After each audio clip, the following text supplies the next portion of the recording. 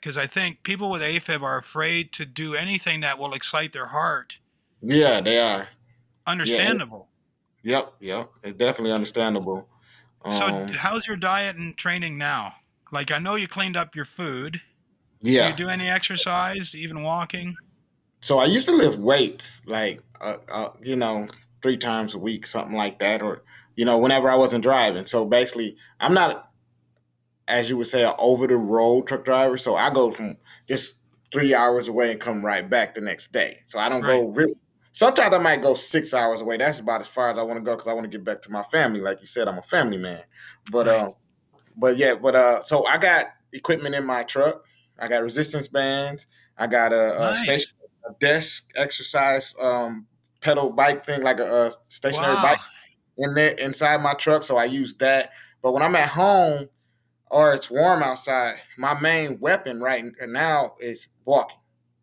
So Yeah. I walk 10,000 steps and this a day, but usually I try to do like 15. Sometimes my feet get to hurt and I do 15 or 20,000 steps a day. Um, Wow. yeah, so walking has been my main go-to. Like when my palpitations got bad, I left the weights. I was like, nah, I'm gonna leave these weights alone and I'm just gonna walk. So walking takes my mind off of the AFib. I have less episodes when I walk.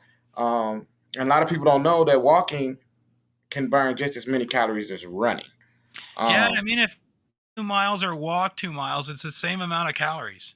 yes, so You get same it amount done a little quicker, but it's the same amount of calories. And easier and on the I, knee. I don't know anyone who's triggered their AFib walking. I know lots of people who got on the Peloton and set off their AFib. I don't Yes, know a yeah, single person who set it off walking. Seems to have yeah. the opposite effect. Right, yeah. Yeah. That's So I got, but downstairs I got an elliptical, I got a weight bench, I got a stationary bike. I plan on using all of that. So sometimes I do use the elliptical, yeah. um, once or twice a week. If I want to get my heart rate up a little bit more than walking. I want to get it up to 130, 140. Then I get on the elliptical. Lifting weights, I'm going very, very light. I don't want to really lift weights until after my blanking period is done. Um, but yeah, so Yeah. my diet is mainly fruits and vegetables, lots of berries because I hear blueberries, strawberries. It's really good for the heart. Blueberries, strawberries, and spinach, like the magnesium, high magnesium foods. I'm kind of staying away from a lot of the meat. I'm not eating too much meat because it's kind of heavy and it's hard to digest. And it's been studies Right. showing that there's links between, I was saying before, the stomach and AFib. If your stomach is upset, I guess your stomach sits like right behind your heart. So when your stomach's upset, it can trigger that. It can trigger that nerve and make your AFib go off. And eating Right. lighter, The vagus nerve. the vagus nerve, and eating lighter. I believe that eating lighter, and I'm done at 5 o'clock too. 5, 6 o'clock, I'm done eating. I don't want because I want to sleep in peace. And I'm a stomach sleeper. So Yeah. so I sleep on my stomach or on my side, then go to my stomach, and if my stomach's too full, I can't sleep. And then that next day gonna be hell. I might have I, AFib next day if I don't sleep. So I'm so glad I met you, man. Because when you start talking go about ahead. having resistance bands you carry around, I mean, even at my desk, right? I've got this. I got a dumbbell here.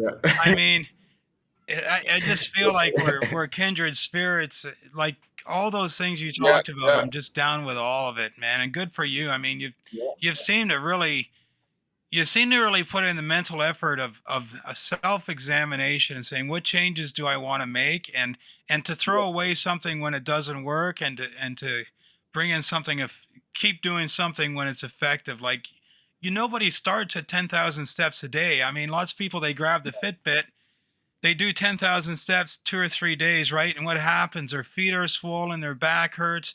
You work up to it. So you've yeah. obviously done the work if you're doing 15,000. Yeah. I'm doing. Yeah. I walk a lot. I take my dog and my wife. She walks with me sometimes.